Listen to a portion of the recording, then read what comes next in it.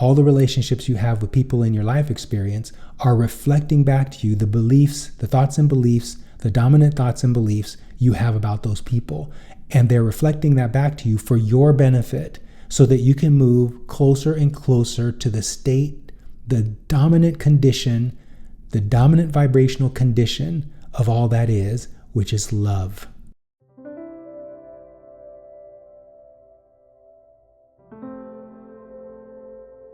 Welcome to Worthiness Wednesday. I'm Perry Gruber, the Enlightenment Guy.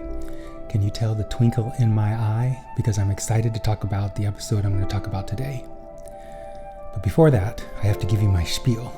For over a decade, it's been well over that now, I've helped people master their mindsets so they can create lives they love and get results without the burnout or the hustle, without having to work hard, without having to put their nose to the grindstone. And as a result of that work, my clients are realizing the charmed life, what I talk about in every one of these episodes and throughout this YouTube channel. Welcome, by the way. And today, I've been talking a lot about this lately, how each and every one of us are creating versions of the people that show up in our life experiences. And in this episode, I'm going to talk about a specific instance where a client I've spoken with before has been, I want to say struggling. From his perspective, it's a struggle. But from my perspective, it's just the ongoing expansionary process of him realizing that he's the creator of his reality. But in this struggle, as he characterizes it, he has a supervisor, his boss, who approaches him in a particular way. And I've talked about this client before in previous episodes.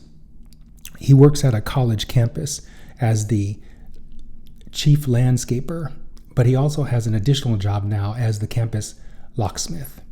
And so this client, in this video, I'll call him Ted.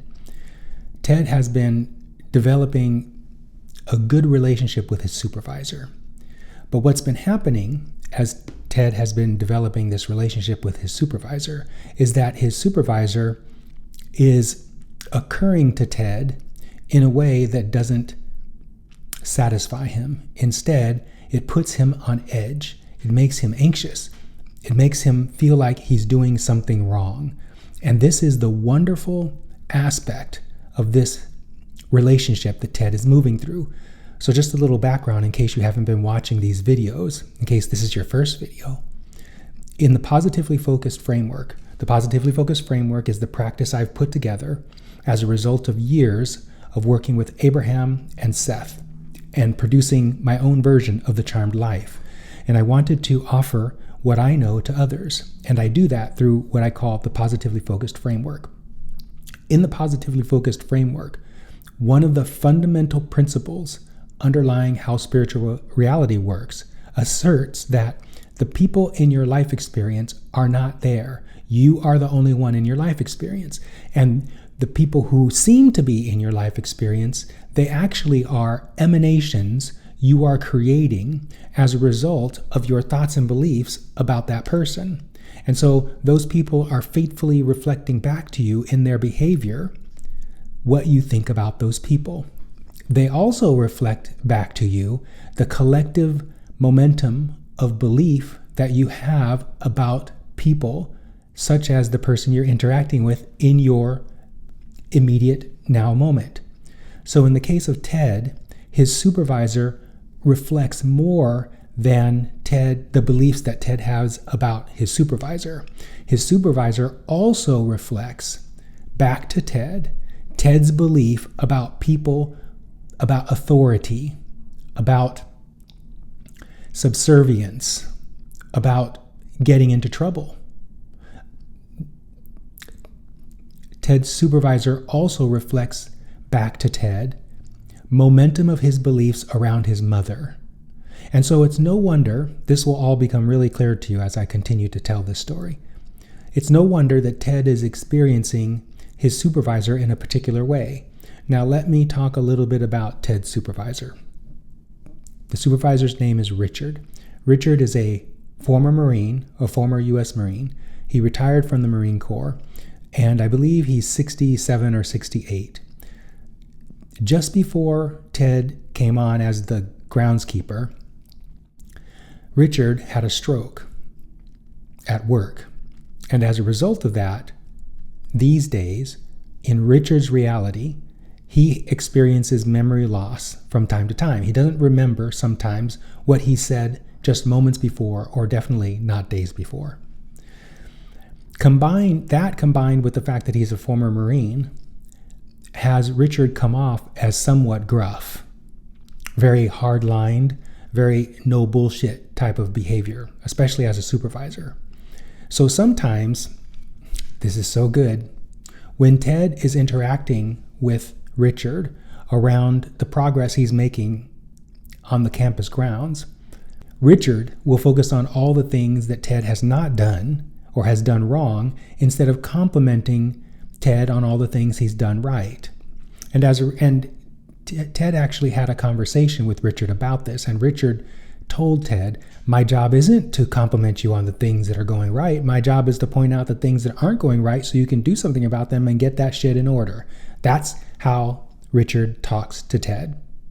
So Ted experiences that way of talking, and Richard's focus on the things that aren't done instead of the things that are done as hypercritical. So one day, Ted comes to his session and he wants some assistance on managing this relationship. And just like you've heard in previous episodes where I've talked about people's relationships with others and the context of how you're the only one in your reality and the other people that appear to be there are emanations of your beliefs about that person, I talked with Ted about how to create. Well, first I reminded him that he's creating the version of Ted he's experiencing, and then I showed him how to create a version of Richard that Ted wants to experience. And I talked with Ted about the concept of pre-paving. Pre-paving is a process by which, I'm not going to go totally into it, but I might talk about it in a bi-weekly instruction live in the future. Pre-paving is a process by which we use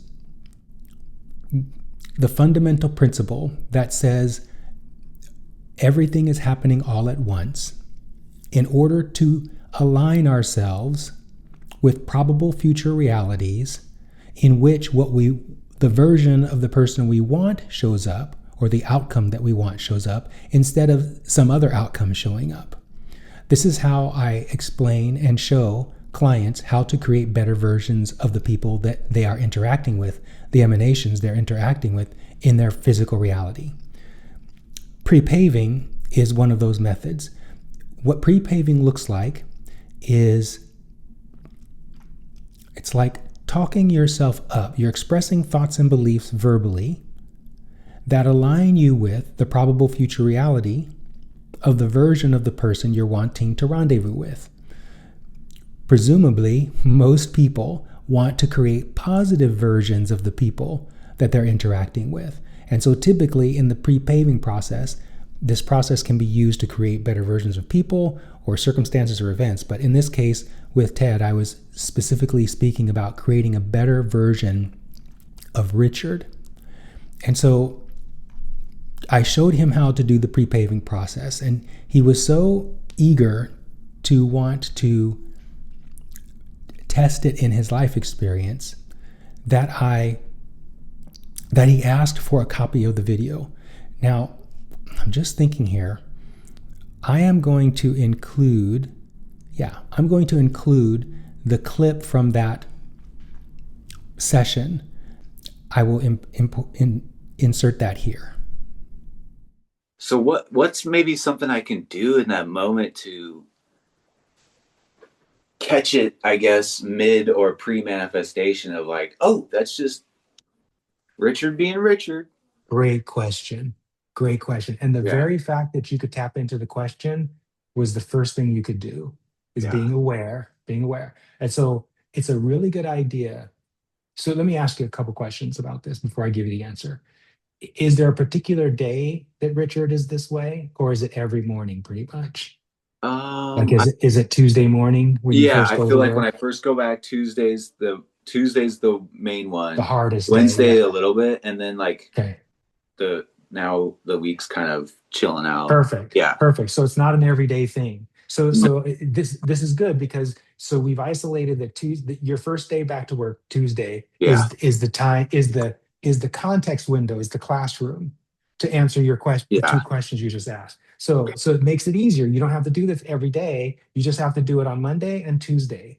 So the thing to do so that you can realize it's better to realize pre-manifestational Right. awareness than mid-manifestational awareness. Okay, so Yeah. For sure. yeah, yeah. So the first thing I would recommend that you do is so let me give you some context. So you're creating the version of Richard that you're interacting with. You're creating that person based on your own thoughts and beliefs about a whole number of subjects, and then he's reflecting who he's being back to you as a reflection of those thoughts and beliefs. So what this is about, this answer I'm about to give you, what it's about is creating a better version of Richard. Okay. Okay. So here's what you do on today, this evening. You want to pre-pave Tuesday morning. You want to get yourself into a lather. Have Mm. you heard that phrase? A Yeah. positive lather. You want to get Hmm. yourself into a positive lather about meeting Richard. So you want to say something like, you want to say some things like this evening. You want to say, if you can believe what I'm about, this is going to sound maybe an extreme, okay? So Yeah. you want to, if you have to ratchet it down, belief is more important than positivity in this case. I've been So you, really realizing that lately.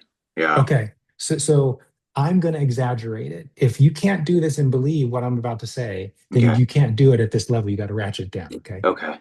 So you have to say something like, I really enjoy Richard as my boss. I really love the leadership he's giving me. I really appreciate the friendship we're developing, even though he's my boss. I really like seeing how he's being and how he leads his team. I really like being a part of his team. I want to see evidence that Richard appreciates me. I want to see evidence that Richard knows that I'm competent. I want to see evidence that Richard believes in me. I Mhm. want to see evidence that he trusts me. And when I see that evidence, I want to revel in that evidence because that's showing me that I'm creating a better version of Richard, one that's aligned with all those statements I just said a minute ago. Yeah. And then when I get home, or maybe at lunch, I want to write down the evidence that I see when it shows up to me. This is you doing the rampage on Monday evening. So you just want to do it for like a minute, not a minute. You want to do it for like 3 minutes. Okay. Now, I exaggerated. So if you have to ratchet it down, it would sound something like this. I really appreciate the job I have. I really appreciate that the organization trusts me to do these two jobs at the same time. I really appreciate that I'm the first person that's ever done this. That's a really cool indicator that they believe in me. Mhm. I really appreciate the good times I've had with Richard.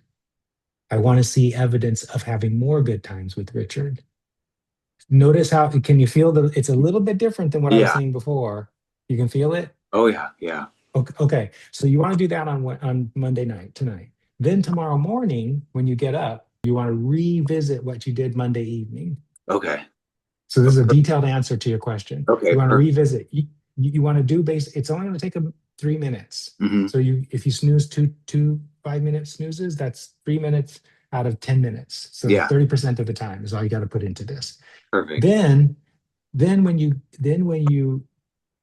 shit showered and shaved and you're on your way to work, you want to be focusing on, I want to see evidence. I want to see evidence. I'm eager to see the evidence. I'm eager to Mhm. see the evidence.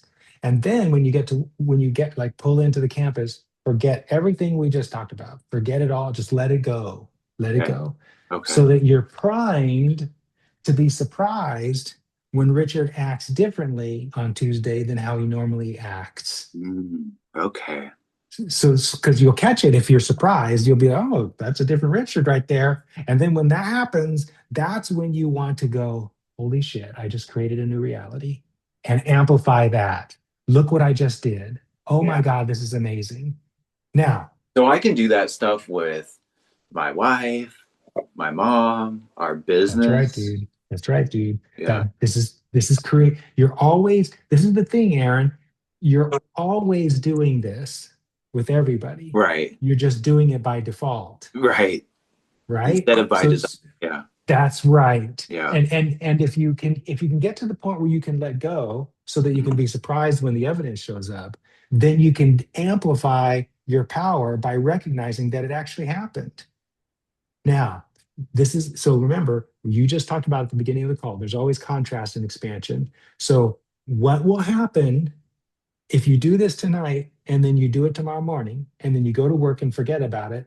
What will probably happen at first is the universe is going to go, do you really want what you pre-paved? And what that's going to look like is Richard being a dick. Do you see why? Yeah. I like trying to get your kind of like resolve, like I'm committed to the new Yeah. path. So, yep. But Because the old, why would it get, that's interesting that it would. because I'm going to explain. Yeah. Here's Yeah. why. Yeah. Because in non-physical reality, a thought is a living thing, and that living thing enjoys your attention. So let's say I'm going to make this up, but I don't think Hmm. it's true, but I'm going to make it up so it makes it clear. Let's say you have a story, Richard is a dick. Yeah. That belief, that thought is living in non-physical. And every time Richard acts that way, you give your attention to that thought, which in It non-physical is alive, which not only reaffirms it, but the thought goes, oh, this feels good, Mm. having the attention because you're a creator. So you're giving it creative attention. You're adding momentum to its livelihood, so to speak. So now I'm you. Mhm. This is the thought, Richard is a dick. Okay. When you go, I'm going to create a new, can you see this over here? Yeah. Okay. Yeah. When you go, I'm going to create a new version of Richard now, like what we're talking about doing Monday night and Tuesday morning. This version, this belief goes, hey, and what that looks like on Tuesday is Richard being a dick. And if you go like that, see, yeah, he's a dick again, just what I thought, then you re-energize this and this peters out. Yeah. That makes So sense. so That's why when they the say where your attention goes, energy grows. That's like, that's right. yeah.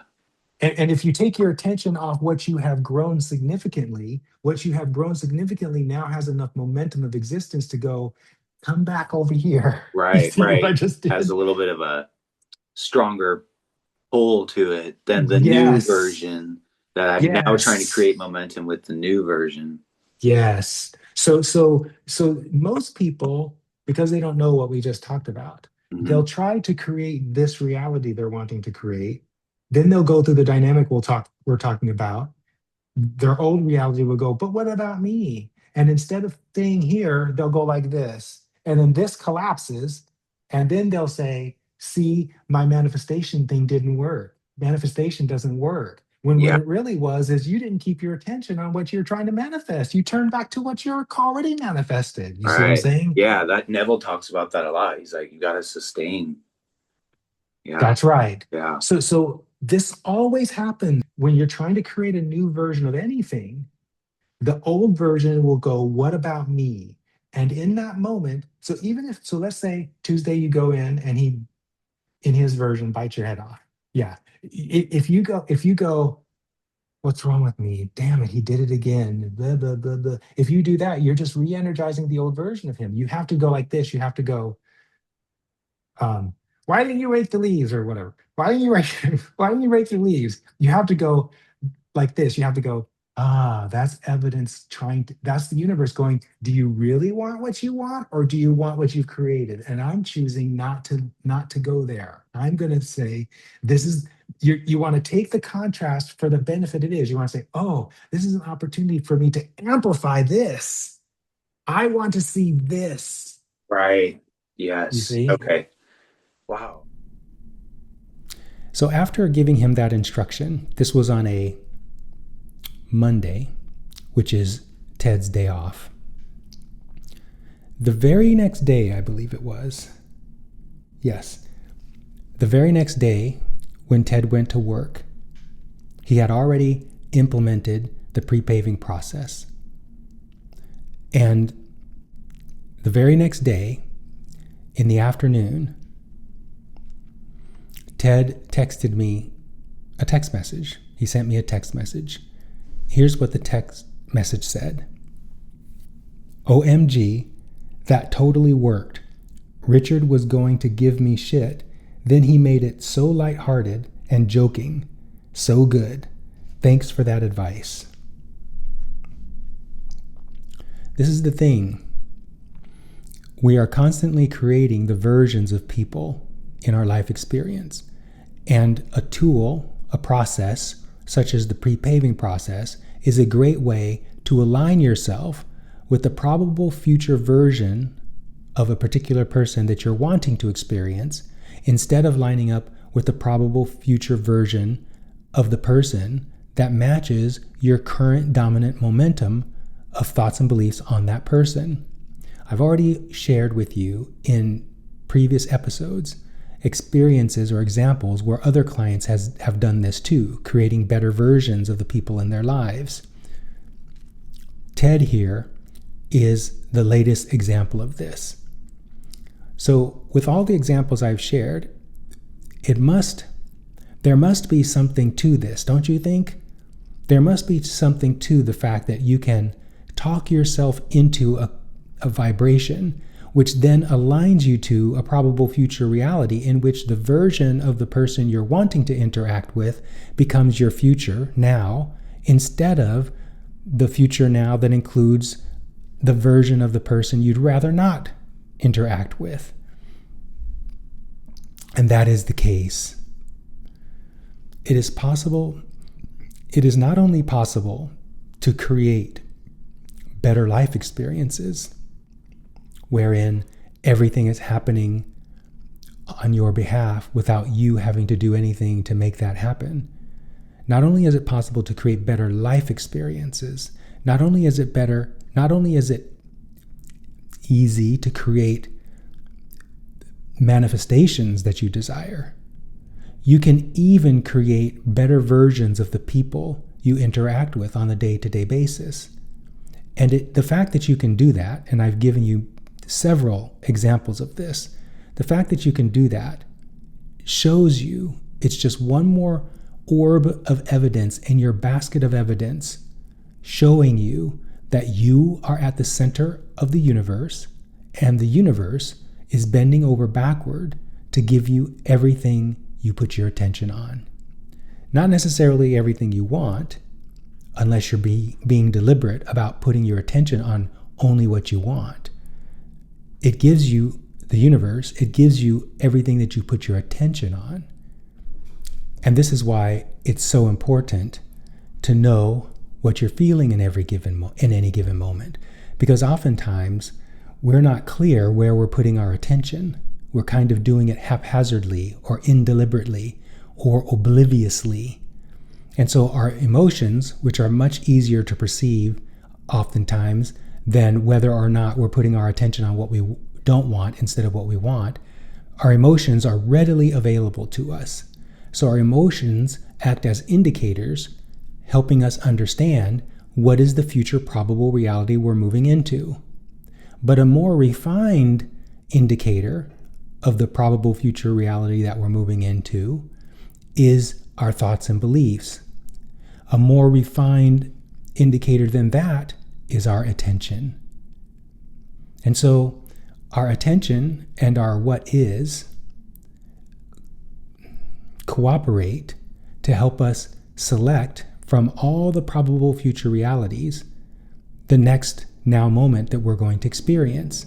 And this is why it's so important to be able to be aware of where you're putting your attention, what thoughts and beliefs you're thinking or believing in, and what your emotions are telling you, what emotion you're feeling. Ted has gotten really good at this, which is why I have featured Ted so often in this video series, and it's also why he's getting the charmed life, and it's also why he was able to easily create a better version of Richard. Now, there's a deeper reason why Richard was reflecting back to Ted what he was reflecting back, and this is important to realize too. Oftentimes, I said this earlier in this video, oftentimes an individual will reflect back to you thoughts and beliefs that you have about another person. I mentioned earlier in this video about how Richard represented authority to Ted, the thoughts and beliefs that Ted has about authority. Well, in our session, one of the things that Ted had said was that the way Richard was behaving toward him reminded him of his relationship with his mother, when his mother would get mad at him when he was a child, and as a result, the young Ted would conclude that he's in trouble. So in his adult life, whenever Richard is, in Ted's experience, chastising or criticizing or attacking or pointing out things that Ted's doing wrong, Ted's old beliefs about his relationship with his mother are coming to the surface. And so he feels the tension of that. He feels the disappointment. He feels like he's in trouble, like he's a little kid getting in trouble. And that's why he has taken how Richard is being as personal, instead of realizing that Ted's behavior is positive feedback so that Ted can do something about these thoughts and beliefs he has about Ted, he has about his mother, and that he has about authority. The more he soothes those beliefs, the less Richard's behavior will bother Ted. So this is the thing, right? Abraham often says, if someone were to call you up on your phone and say, I just wanted to tell you I'm not going to call you ever again, you'd be like, oh, okay, whatever, and then hang up. That's because you don't have any strong momentum relative to that kind of an experience. But when you do have strong momentum about any kind of experience, and that experience surfaces for you, it's going to push your buttons. So the key here, in order to line up with the universe giving you all you want, without any effort on your part, one of the ways to line up with that reality in which that's happening is to soothe all of your buttons. And for Ted, at least two buttons were showing up in the behavior of Richard. One was Ted taking it personally that Richard was criticizing him, which was not what was happening. And two was Richard's behavior reminding Ted of his relationship dynamic and momentum with his mother. So in a bigger picture perspective, Richard was helping Ted soothe his negative momentum and his beliefs around authority, around supervisors, and around his mother. So the unfolding of this relationship between Ted and Richard was and is a beneficial thing. Hopefully you're able to see that now. All of your relationships with people in your life experience, they aren't there, they're emanations, but let's keep it simple. All the relationships you have with people in your life experience are reflecting back to you the beliefs, the thoughts and beliefs, the dominant thoughts and beliefs you have about those people. And they're reflecting that back to you for your benefit so that you can move closer and closer to the state, the dominant condition, the dominant vibrational condition of all that is, which is love. And when you get there, when you get closer and closer, you begin to realize what many of my clients are discovering, which is as you get closer to love, you discover, just as I said before, that the universe is bending over backward to give you everything you want without you having to do anything to realize those things. That is the charmed life. And when you get closer and closer to that love, you produce for yourself more and more evidence of what I just said, and then you discover that you are worthy. Oh, it's so good. So Ted's on the path, and thank goodness he has someone like Richard to reflect back to him the negative beliefs and thoughts he has about authority, about his mother, and about supervisors, so that he can do something about it and increase his alignment to his own individual and personal charmed life. Would you like to align with your individual and personal, custom-tailored charmed life? Feel free to reach out. I have space on my calendar. I've included links in the description of this video where you can test drive a session with me, or if you think you're ready to become a client, there's another link in the description that allows you to go right to my scheduling page. And in the meantime, I'll see you in the next video.